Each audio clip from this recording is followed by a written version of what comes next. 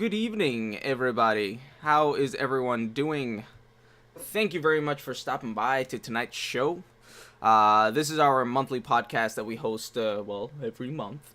Gamers Dynasty's live podcast. Tonight, we are joined by two amazing individuals, Fubar Revo and Corporal Butters. You guys can find these guys at twitch.tv/Fubar Revo. That's FUBAR REVO for those of you watching on YouTube, and twitch.tv/Corporal Butters. That's CPLBUTTERS. For those of you who don't know what the GDP is all about, well, this is a live podcast that we host on this channel, and a bunch of streamers and whatnot. We get together and we talk about everything that's happening on our channel, including the games that we're playing, future games that we will be playing, and our opinions and whatnot about everything that's happening with our channel.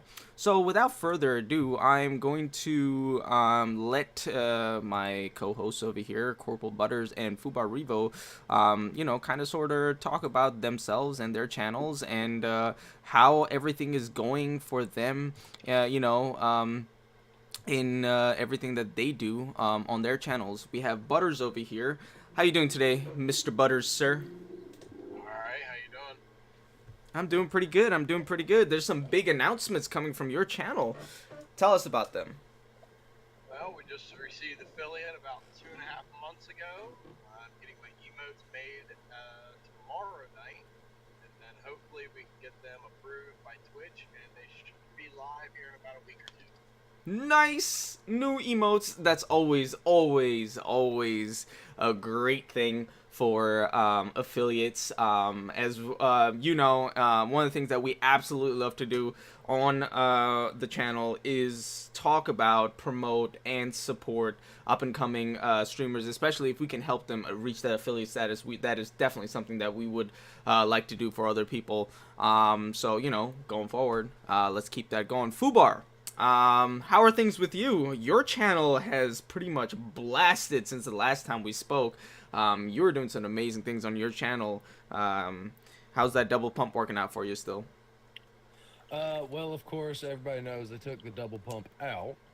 That doesn't bother me in the least, because I'll be the first one to admit, even though I use the double pump quite frequently on Fortnite, like what most people have come to realize, that's the majority of my content on my stream is Fortnite, but it was a very overpowered aspect of the game. But talking about my channel and my content, I am looking at other games to branch out into, because Fortnite has started to come, I wouldn't say stale, I still love the game, very much so, but it has become a little bit more toxic recently. Now, but we'll leave that for later. Well, you said toxic, and it's funny because we all play Fortnite over here.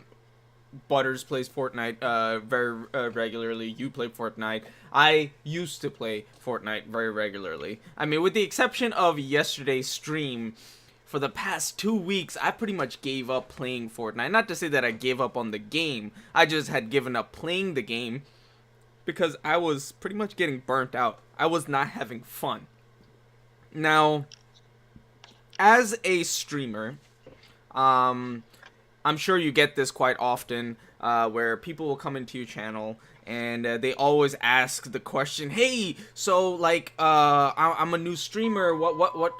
Oh God." Oh, Sorry. no worries. That's the gas gauge telling me, need gas. So, one of the things that ends up happening is that you have people come into your channel and they always ask you the question, "Hey, how do I get into streaming? What do I need to do to be able to make it as a successful streamer?"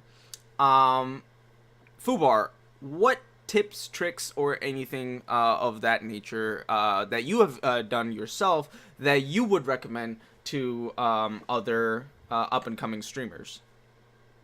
Honestly, this is something I heard from another streamer as well, is don't limit yourself with what's popular. yes, it does help to like foresee, like attempt to try and foresee the future. Like if you see a game that's coming out and you think it's just gonna blow up, try and be one of the first ones on the scene with it. Like try and make content, try and get good at it. Don't even try and get good at it. Just try and make comical content, like content that you would enjoy seeing yourself, and be yourself in your stream. And then another thing, like I said, don't limit yourself to what you think everyone else is popular doing. Like you don't want to be someone else. You want to be yourself. So even if, like, say, take for instance, every now and then I play Skyrim.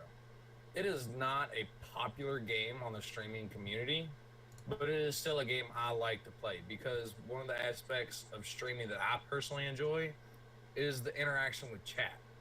When playing Fortnite, you get the interaction, but it's not as in depth. It's hard to pay attention to your chat because you're constantly in gunfights. With a game like Skyrim, you can take your time. You can go at a slower pace. You can actually pay attention to your chat and interact more. Because that's one thing that makes a streamer a good streamer is interacting with your community. So you need to keep that in mind as well when you stream.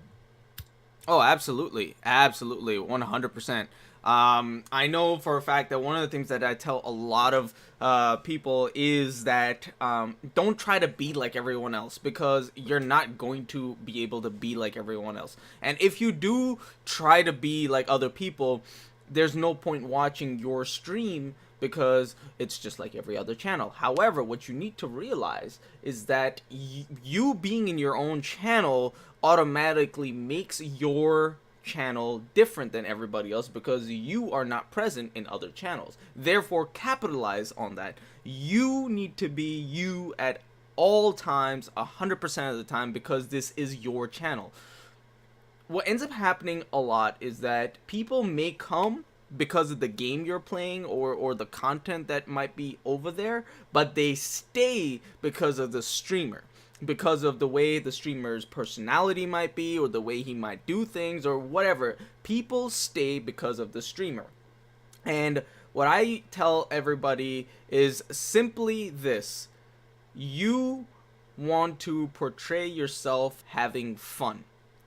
The way fun is, laughter and fun and excitement and enthusiasm is, it's very it's like a virus. When you see somebody laughing, you want to be more around that person. When you see somebody having fun, whether they're winning or losing in the game almost becomes irrelevant at the point, because you see that the person playing the game is having the time of his or her life, and you just want to surround yourself with that, because unfortunately it's just the way it is that there's way too much misery in the world. And if I can put a smile on your face, even if it is for a brief moment, that makes me streaming worthwhile. I don't know if Butters has his mic in or not. What do you think, Butters? Yeah, I had to mute it. But, I'm finally home now, so. Cool beans. Alright, so basically I agree 100% with Umar. You're only going to get as much out of your stream as you put into it. So if you're streaming and you're toxic all the time, you're going to draw toxic people or no people at all. If you are a happy-go-lucky person, you're having fun, you're enjoying what you're doing, you're going to tend to draw more people of your like-mindedness than you are anything else. I mean, no matter what you do, you're going to draw toxic people. That's the nature of people anymore. It sucks. That's just the way it is. Facts. I myself like to try to play other games. Like tonight, I'm probably gonna try to play a little PUBG, mix it up from Fortnite. But right now, Fortnite is such a big influence in the streaming community that it's hard to do anything but Fortnite. So it kind of gets, that's kind of where I get stale with it. I love the game, but it's getting to the point now where I might only play it once or twice a week.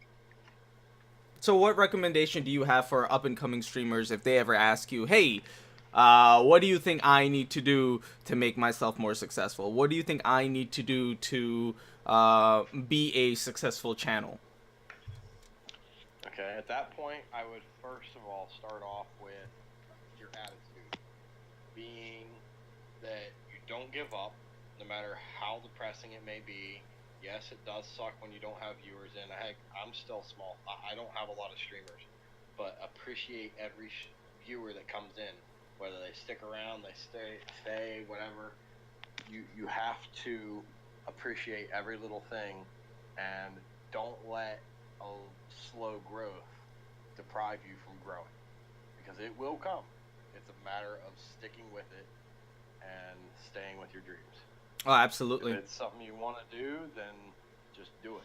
Absolutely. Don't make excuses, just do it. Be like Nike and just do it. Absolutely. Yeah. Today's podcast is going to cover a few different topics. One of them being is setting up for E3, the future of the different games that we're going to be playing on the channel, if there are going to be other games that we're going to be playing, and what the future of our own channel is. For example, I will tell you my own self.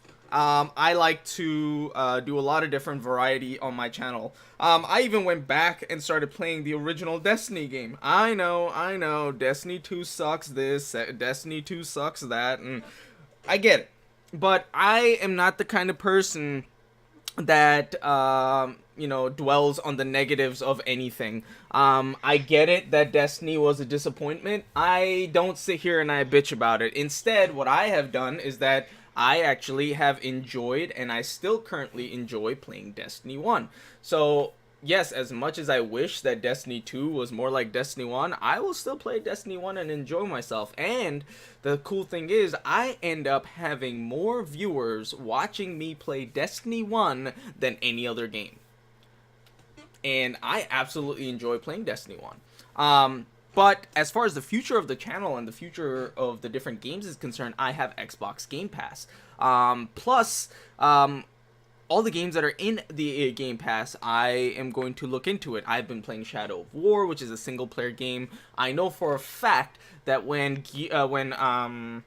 the new God of War comes out, I will be playing that. When the new Detroit game comes out, it's a PlayStation exclusive, I'll be playing that. And when the new Spider-Man game comes out, I will definitely be playing that.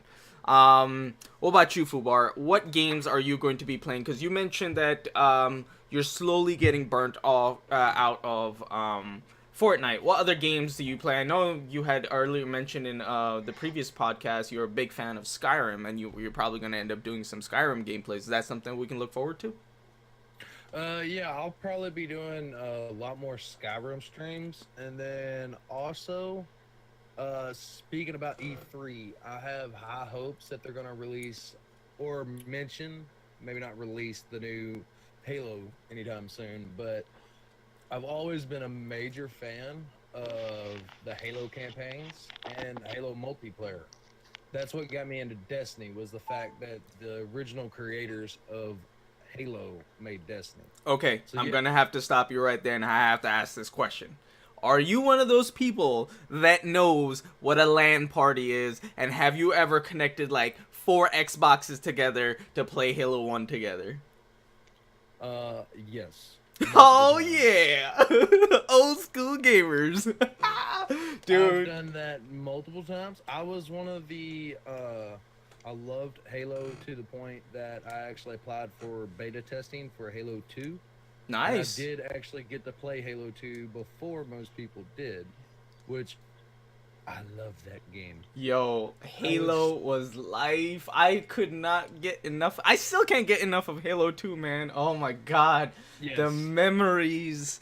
Oh. I have been thinking about doing an entire playthrough of all the Halo campaign, all the main Halo campaigns. Let me put it that way. Halo 1 through 5, the main canon storyline. All right. And possibly doing Halo Reach and ODST, and then maybe the Halo Wars. Yo, well, can I join up on this co-op campaign extravaganza? Can we get some of these skulls unlocked? Can we do that? Can we do some skull runs? Yeah, I would be down. Sadly, they never made Halo 1 multiplayer campaign, unfortunately. So that one would be a solo one. All right. But Halo 2 and on would be all fucking multiplayer. Oh So, my Of course, god. Halo 2 is a 2-player multiplayer, and then of course Halo 3, 4, and 5 are all 4-player multiplayers. Sweet. Oh my god, that is definitely something I'm gonna look forward to. What about you, Butters? What can we expect in the incoming days leading up to E3 coming from your channel? Well, let's put it this way. I've been doing a mix between PlayerUnknown's Battlegrounds, Fortnite, and a little bit of Need for Speed Payback.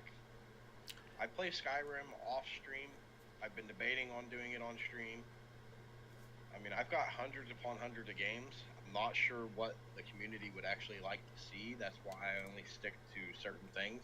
Mm-hmm. But hearing you guys talk about Halo is getting me back.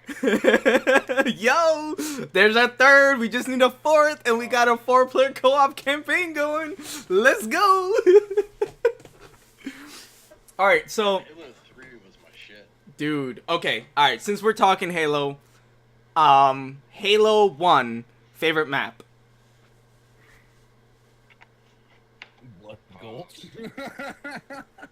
Okay, we got Fubar with Blood Gulch. What you got, Butters? Halo 1 favorite map.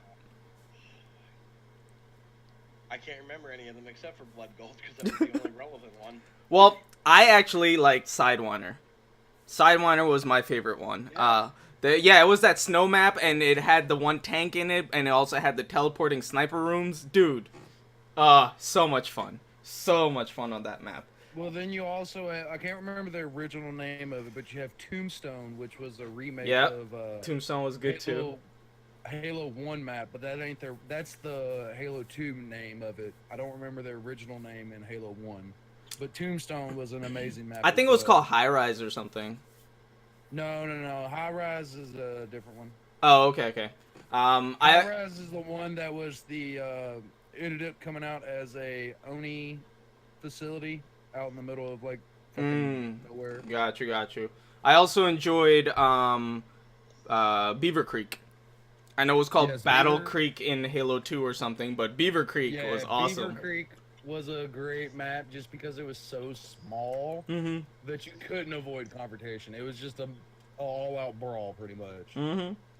Oh my god, it was so much fun. Halo 2 favorite map. That one would have to be Tombstone because they reworked it a lot better with the types of modes that it was mainly played with, which was sniper and SWAT. It was an amazing map for those because not only did you had high ground advantage, but if you was on the low ground, you actually had cover, so you didn't have to worry about them just picking you off while you're trying to run. So you still had adequate cover when you was on the low ground to take the high ground. What about you, Butters? If I can remember correctly, I think it was called Containment.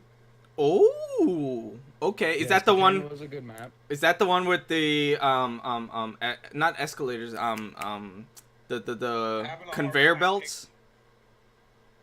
Like, all I remember. No, the one with the conveyor belts was Halo 3. Oh, that's Halo 3. Okay. Got you. No, wait, it was in Halo 2 as well. It was in Halo 2. I thought it was in Halo 2, yeah. Midship wasn't a bad one either. Midship was cool, especially if you were playing stickies. Dude, game variants in Halo 2 was the shit. Oh my god. Like, when you could just create maps and stuff, and then you could... no, that was... creating maps was Halo 3 mostly. Yep. Forge mode. Forge come out in Halo 3. but creating different game modes started out in Halo 2. My favorite map of Halo 2, well, everybody's favorite map in Halo 2 by default was Lockout, but I also really enjoyed Desolation. Desolation was a good one. Yeah, Desolation was the 2-tier a circular map with multiple entrances and whatnot. Oh my god, SWAT on that map was so good. Now, if we're talking about Halo 3 maps, my favorite one would be Last Resort. Ooh. I know a lot of people like Valhalla, Sandtrap, Sandbox, but my reasoning for Last Resort is, like you said, creating game modes, and then, of course, creating maps. Last Resort was the perfect map to make a zombie-infected map for a game mode. because you had the zombies spawn on the beach. They have the low ground. It's the human's last stand. You sit there, fortify the barricade. It makes for an amazing game mode of like start off with one alpha zombie and then you have an entire lobby of 16 players and then it just slowly dwindles down to one or two people on the Gatling guns just mowing down the zombies as they rush the base. A lot of my insane snipes came from that map. Wow, nice. Halo 3, I loved the pit. The pit was my favorite. The pit was a good map.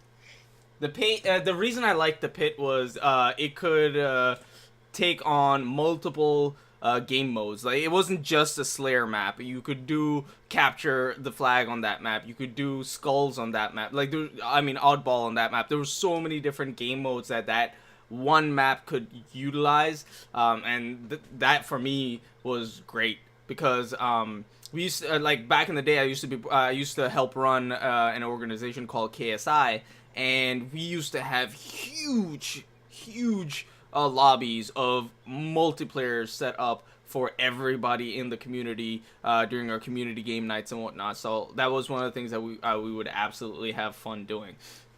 What about you, Butters? KSI, Yeah, go for it. I loved when I ran into a lobby of SWAT against KSI players because they always had the mentality: we are a clan, we're a full lobby, we're gonna win. And I'm sorry, but in Halo you cannot have that mentality. Because Halo was one of them games where one god-tiered player could fucking destroy everyone. Oh, absolutely. And I love doing that to them. Absolutely. Because they would get so salty. And of course, I was one of them players back in the day. I lived for that shit of just wiping whole clans. And then just getting hate mail. But see, Halo created the whole teabag thing. But what happened in Halo, oh my god. What happened in Halo that a lot of people don't realize is that when somebody teabagged in Halo, or for the most part when people teabagged in Halo, it was more that haha, I got you, rather than a disrespect thing, which has turned into a more of a disrespect thing now. But like when we used to do teabagging in Halo, it was because majority of the kills that you ended up getting were actually skilled kills. Like, for example, if you got a sticky kill in Halo, come on, dude, that you would celebrate all hell when you got one of those. And sniping was a lot Oh harder. my god. Yeah, you had to lead into your shots and whatnot. It wasn't just a matter of Halo 3, Halo 2 wasn't as much. Halo 2 did have slight lead, but Halo 3 actually initiated the first game, in my opinion, to where the second you pull the trigger, the bullet was not already there. So you did have to somewhat lead your targets back then. And when you would get those crispy headshots on Halo, it made it all the more worthwhile. Oh god, watching their character fucking fly backwards or just crumple into a fucking pile. Oh god. You guys ever play a game mode called Space Battles where everybody got into the Banshees and started to kill each other? Yes. Oh my god, so much fun. Let's see. There was one more game variant that I actually like to play. There was Trash Compactor that a lot of people enjoyed, but one of my favorite game modes was I forget what this game mode is called, but basically you had one guy who would be standing like out in the middle of nowhere with a sniper rifle, and then you had the rest of the team who had to kind of go through an obstacle course, try to get to that dude and kill him. Oh, that map was perfect. That game mode was perfect on freaking Sandbox. Just yeah, because of the fact exactly. I think it was just Last Man Standing or something like that. It was a version of Last Man Standing. Nice. It's more of like a version of Last Man Standing versus Tag. That's right. literally what it was. Right. Dude, I so many memories on Halo that racing maps. Racing. Oh yes. My God, yes. Halo was one of the first game modes games that invented the Forge mode. Like, that's one of the big popular things with like GTA 5 is the fact that you can create racing maps And GTA isn't a racing game, but it has become a major part of the game now. Mm-hmm. And that was one thing about Halo 3 that people loved is the fact that you can like one game mode that we made was in the Forge world, the one that they made specifically for Forge, where the entire map you could just delete it all. Was we made a giant ball in the middle of the map, and there was just explosives constantly dropping into it. And the aspect of the game is you had to drive in there on mongooses and just keep driving in a circle, and the last one alive won. Wow, nice, nice. So let's talk E3. Are you guys excited about this year's E3? As of now, like I said, I haven't heard of any major titles coming out that pique my interest. There is rumors of a Fable 4, which I love Fable. Always Okay. have, always will. There's rumors of a Fable 4 coming out, which that has piqued my interest because see, I forget who it was that bought out Lionheart or whatever their name was, the company behind Fable. Oh, Lion something. Lion something. Yeah. Anyways, yeah. And then they did have a MMO version of Fable in the works, but then it just kind of fell through because it wasn't what people was expecting. Mm-hmm. And then we had what was it? There's rumors of Halo 6, like I said earlier, but we still don't know if that will be coming out or not. And then of course we have the everybody that's like a big Destiny fan has been waiting for this game, which got delayed till 2019. But Anthem, yes. Anthem will be making an appearance that I know of at E3. Yep. They have not announced what kind of appearance it will be making, but that is one game I'm definitely looking forward to. Sadly, it got delayed another full year. I wouldn't use the word sadly because let's face it. Like if Hang on, let me finish. Okay. But like I've always said, if it takes them a longer time to make a more polished game, I will gladly wait Yep. the extended time to get a more polished game instead of getting a half-assed deal that I don't want to play because it's not finished. Exactly. And then I have to wait another full year until I get all the stuff that they promised. Mm-hmm. I will pay $100 or whatever with the season pass and everything for a full completed game than have to wait for a game that's going to end up becoming complete in over the course of 3 years. I'm not going through that again. That was just such a huge disappointment. But, we'll see. What about you, Butters? What are you hopeful for this year's E3 2018? I really haven't been paying too close attention to the whole E3 scene this year. There wasn't any big titles popping out to me. After the announcement of Anthem being delayed, I just kind of shied away from it and tried finding games that I wanted to play and keep my interest until something came out. But I have been hearing a few different things. How true they are, I'm not 100% sure. I heard something about a Far Cry 5 was making a Battle Royale type. I've heard the same thing with Anthem about how they're going to be doing some kind of appearance, but nobody knows for sure what. Other than that, I really haven't been paying too close attention to E3 this year. All right, no problem. Well, as I had mentioned earlier, one of the things that I'm super excited about as far as E3 is concerned is God of War is already going to come out before then, but Detroit is one of the games that still has to come out, and the new Spider-Man game is something that I'm really looking forward to. I don't think there's a set date for Spider-Man just yet. Maybe I might be mistaken on that. But it is something that is really going to catch my interest. Now, I don't know if you guys know what this game is, but Darksiders the third installment of Darksiders is supposed to be making its debut sometime within this year or next year. So hopefully there's some kind of announcement about that, because I am dying to play the third installment. Have you guys checked out Darksiders at all? I actually just downloaded the first one. I don't know how well I'll like it. I never played it. I never really looked into it, but I think I might play it a little bit to see if I would like it.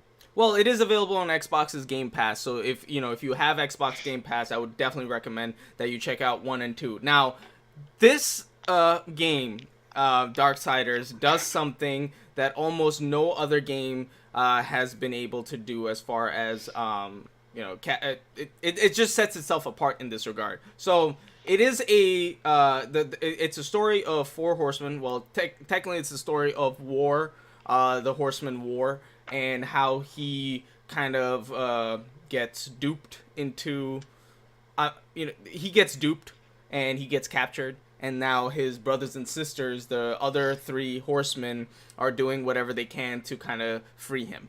And the thing is that it's not a sequel. Every single installment of Darksiders that comes, actually the storyline of that takes place parallel to the storyline of the others. So whatever happens in Darksiders 1, Darksiders 2, everything's happening during Darksiders 1. And then Darksiders 3 is the same thing. It's happening during Darksiders 1. And so on and so forth. So, like, you get to play as all four horsemen by the end of the 4 installments. And at the end of it all, you're going to have a huge summation as to how they pretty much free war. And stuff like that is an amazing concept, and I'm really looking forward to Darksiders 3, and then hopefully there's going to be a Darksiders 4. And then you get, like you guys said, Anthem. Hopefully there's a huge reveal about Anthem. Really looking forward to Anthem as well. There was one other game that I can't think of right now, but I think it's a good thing that there hasn't been much talk in regards to E3 this year. And the reason for that is last year's E3 was all about 2019 announcements, or because there wasn't much that was said in the hopes of 2018. Am I wrong? Do you guys remember any of the announcements from last year? Well, here's how I see it anymore. When it comes to E3 announcements and E3s, like when we was younger, like when I was in my teens, not my 20s no more, like E3 always had a massive list of like AAA titles that come out every year. Mm-hmm. Well, now all the AAA titles have kind of like realized, hey, this ain't working no more. We can't just like rebrand the same game and just throw it to our customers and they're gonna buy it. They've realized that doesn't work anymore. So now they're starting to take games and spend, because that's like when you look at Halo 1 through 3, and I will specify those three because they were the most popular, most successful Halos out of any of them. Okay. The reason they were so successful is because they didn't just like, hey, here's the game, it's the same game as before, just better graphics. No, they spent years making each one significantly better than the last. Because, I mean, you had Halo 1 that come out in 2001. Mm-hmm. Halo 2 didn't come out until 2006 or 7, I believe. Mm-hmm. And then Halo 3 didn't come out for another 4 years. There was a large gap. And then all of a sudden, like, a lot of people hate me when I say this, but Reach was the downfall of Halo. Yes. The second Reach came out, Halo was done. Interesting. Okay. Do I buy? Yes, they still have an amazing campaign. Is the multiplayer as good? No. I'm sorry. The multiplayer of Halo is no longer as good as it used to be. Because Reach the screwed up community, the mechanics. the community is no longer there. You can't do the massive LAN parties like you used to, or the massive 16-player lobby where like you get online and it doesn't matter if you want to play multiplayer. You got 8 friends that go, "Hey, let's play custom games." It's just not there no more. Well, and then like Reach come out significantly faster than the last game, because that's when Bungie was like, we're done dealing with Microsoft. This is the last game we have to put out, and then we're done with our contract. They just rushed that game so fast. Like, the concept of the game was great, but where they rushed it, in my opinion, they ruined a lot of the concepts. Had a bunch of broken mechanics that didn't need to be in the game like they was. So Because you had armor lock that, I'm sorry, was well too overpowered in my opinion. Unless you had a sniper rifle to where you can just sit back and watch the dude and wait for him to stand up, there really wasn't nothing you could do. Because if you got too close to try and one-tap him with a shotgun, you're going to get thrown back by the burst that comes when he stands up, or he's just going to have all of his shield now. So there are 2 games that are rumored for make that 3 games. Sorry, 3 games that are rumored for a reveal during E3 2018 that I am super excited for. Number 1, Borderlands 3. Oh yeah. Number 2, Kingdom Hearts 3. And this one, the third one, is the remake, not remastered, remake of Final Fantasy VII. Okay. So these are 3 titles that I am super excited for, to find out what is going to happen with them, and what the reveal is going to be, and so on and so forth. Because I'm a huge player of Borderlands. I absolutely love Borderlands. So I did not enjoy Borderlands, the what's it called, the one that came after 2, where it's in space or something. Sequel. The prequel, yeah. I did not enjoy that as much. Borderlands 2, I have played so many hours of that. Yeah, you're gonna have your Call of Duty reveal, but I don't care for Call of Duty. I haven't cared for Call of Duty since MW2. I played MW3. That was also fun, but MW2 was where it's at for me. Did you guys hear that they're going to be making a remake of MW2, but without the multiplayer? Cause Yeah. Yes. And that's where they're gonna screw themselves is by not adding them all, because that's what everybody wants. I'm sorry, but like, was there anybody that played Call of Duty for the storyline? I buy every single Call of Duty that comes out solely to play the campaign, to stay up to date and see how they're progressing through the story. Ever since I think it was which one? Advanced Warfare came out. Ever since that came, I've refused to do Call of Duty online multiplayer. Interesting. I did not know till Call of Duty Black Ops that there was a campaign. I played every Call of Duty campaign because honestly, a lot of people didn't look at Call of Duty as a campaign type game, and they missed very good storytelling. Like, Call of Duty games by far, next to Halo in my opinion, have some of the best storytelling games that keep you enticed. Like, you look at Black Ops story, the 1 and 2, where they actually continued the story.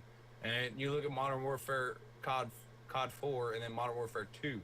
Those campaigns were amazing. Like, they made you actually feel for the characters. Like, when Ghost died in Modern Warfare 2, I don't know about y'all, but a little part of my heart died right there, just watching him get shot in the face by Shepard. And just made you want to, like, wait till the end of the game so you can put that bullet in that man's head for killing one of your favorite characters. Interesting. It just happened to be better that it was a knife in his eye rather than a ball in the... Well, yeah, that was a lot better. And then, like, you look at Call of Duty Ghost. Like, I know a lot of people who, like, hated Ghost multiplayer.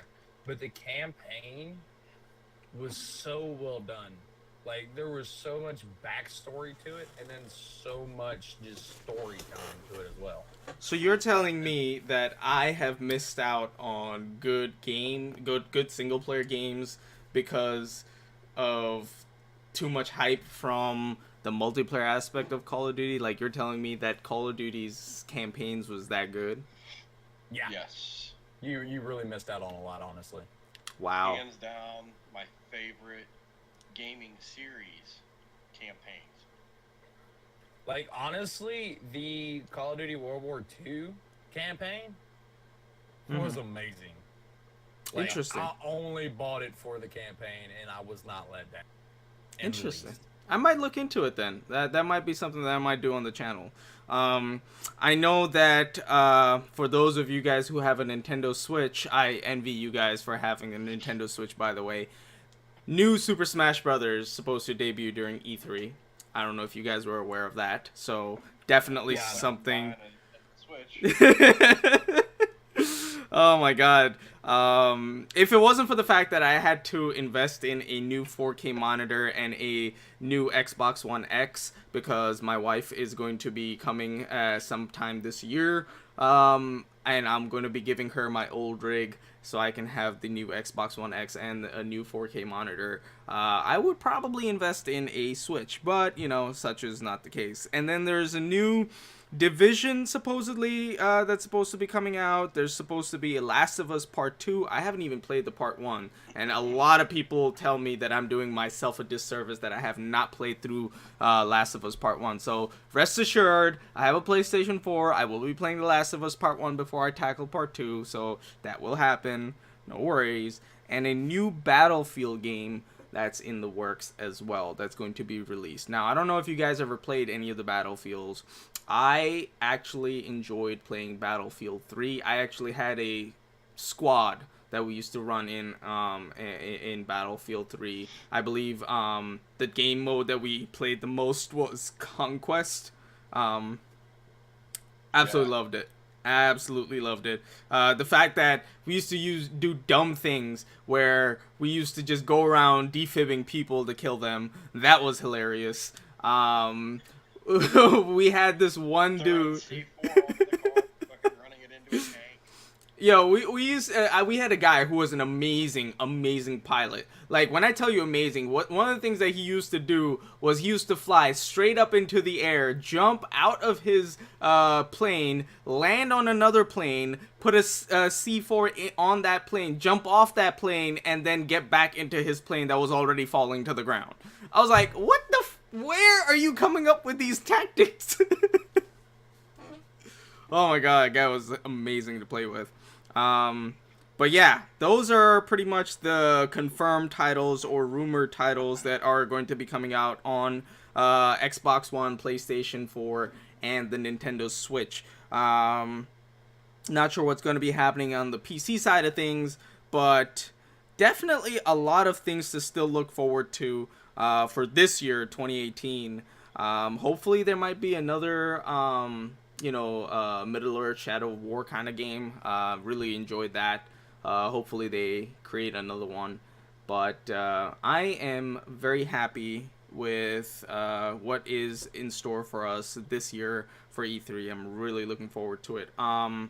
Last question in regards to E3 that I have, because E3 is going to take place Saturday, Sunday, Monday kind of thing. I'm looking at the schedule right now.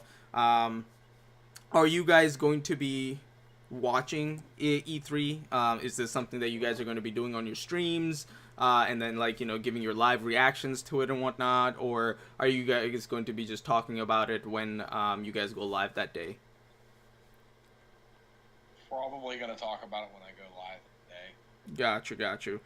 Cool beans. I am most likely going to take off for E3. It's going to be, for those of you guys who don't know what the dates for E3 are, it's going to be June 12th through the 14th. And I believe Microsoft is going to be doing their stuff on June 12th, which is a Tuesday. And then you will also have Sony do theirs the same day, I believe. And then there's EA, there's Ubisoft. That pretty much I'm going to be live streaming that whole thing and giving my live reactions to every single reveal that happens those days. What about you, Fubar? I will be working on those days, so I probably will not watch it. Okay. But you will keep up with the stories, and we'll be able to talk more. I will always definitely see what games are coming out and what they say about the games. Okay. And I will probably discuss it a little bit in my stream. And if somebody does ask my opinion, I'll definitely chime in then. Cool. But I haven't decided if I'm off, which I probably will not be, if I will do live reactions to it or Okay. not. Okay. Not a problem at all. So there you have it, guys. We have Corporal Butters, Fubar Revo. Please, please, please give these guys a follow. Go over to their channels. I'm going to give each of these guys a shout out.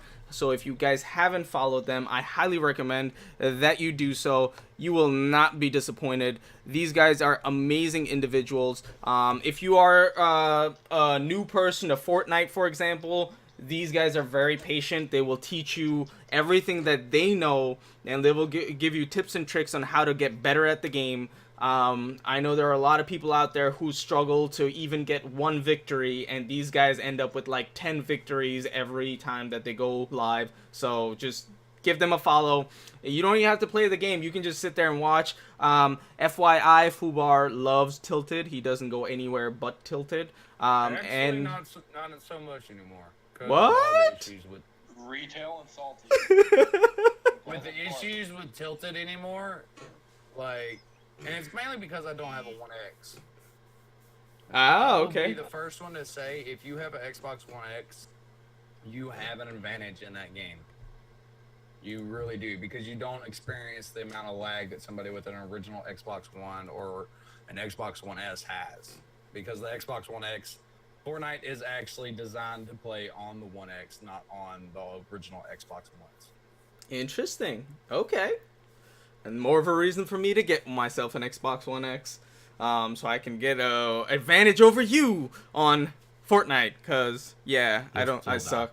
Okay, yeah, probably will. Look, you can take your pumps and okay. Speaking of pumps and whatnot, the new shotgun that they introduced, I don't know how I feel about it because the I think I've used it like 3 times and it doesn't do that much damage for me. Maybe I'm using it wrong. The new shotgun is... Isn't the one of body those- 77 like 105 per head? No, it's 72 for the purple to the body, 77 for the gold.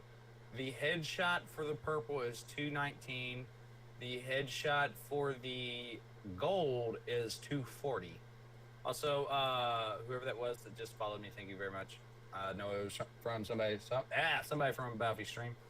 But with the new shotgun, it is one of those games that one of those guns that is high risk, high reward, because it even has a narrower firing field than the pump, and it is more consistent when you do hit the shots, but it is very annoying to use because of its tight consistency. It is like shooting a slug round. If you don't know what that is, it's pretty much shooting a shotgun that literally shoots just one massive bullet instead of a spread. Oh, okay. And I've gotten to where I actually don't like the new heavy shotguns because when you use a shotgun, you're more in the line of looking for the quick initial damage and trying to just finish them off. Now, a good combo to use with a heavy shotgun is use it like I use pumped attack. You start off with the heavy shotgun at a decent range because it does have amazing range. It actually has better range than a pump. Interesting. But you're better off to switch to the tack in the close quarter fights.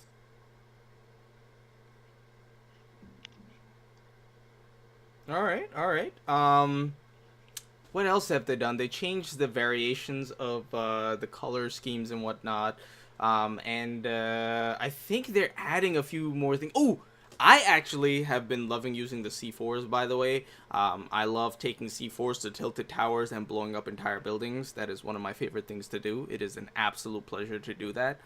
You have no idea how satisfying it is when people have built on top of giant buildings in tilted towers, and then you go and attach C4 to like the walls, the base walls and everything, and you see the entire building just crumble and everybody just falls from the ceiling down. It is absolutely amazing to see that happen.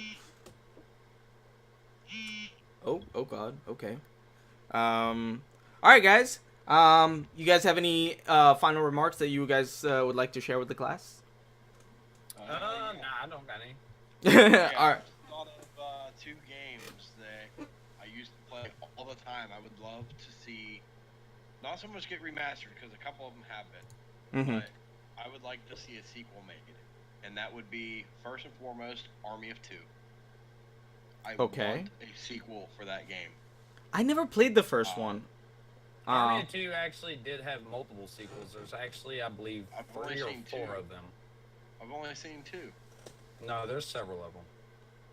Okay, and then You have secondly- Army of Two, you have Army of Two, I forget, and then you have Army of Two Cartel, and honestly, Army of Two, the original one, was the only one that was worth a damn.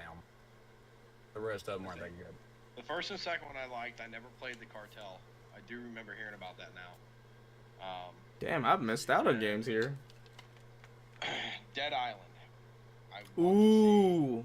see another Dead Island. I have all 3 Dead Islands on my Xbox right now. I want to start streaming that, but I want to play with somebody co-op or something. I want to get something set up for that game. Well, here's the thing. If you like Dead Island, that means you also enjoyed Left 4 Dead. Yes, Left 4 Dead 1 and 2. Now, I want actually to see, even if they do an HD remake or remaster for the Xboxes, I will play that. I've never been a zombie fan, but I know the kind of bullshit that happens on that game. It's just utter fun. It's not even like something that you would play for the gameplay. It's just for the sake of the nonsense that happens in the game. And when you're playing with friends and having a blast, nothing else matters. Yeah. Alright guys, well that's it for today's, or rather this month's podcast. Next month's podcast is going to take place May 7th at 11 p.m. Eastern. So if you guys can, please bookmark that date. 11 p.m. Eastern, May 7th is going to be our next podcast. And you will be able to catch all our podcasts on YouTube.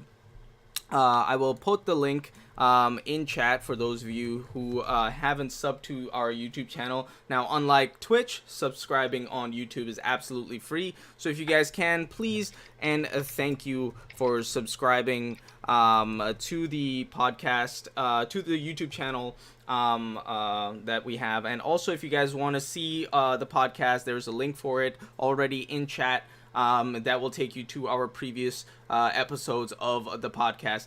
Thank you all very much for stopping by today. Thank you, Fubar. Thank you, Butters, for an amazing podcast. I would love to see you guys again. And what do you guys say? You guys want to play some Fortnite?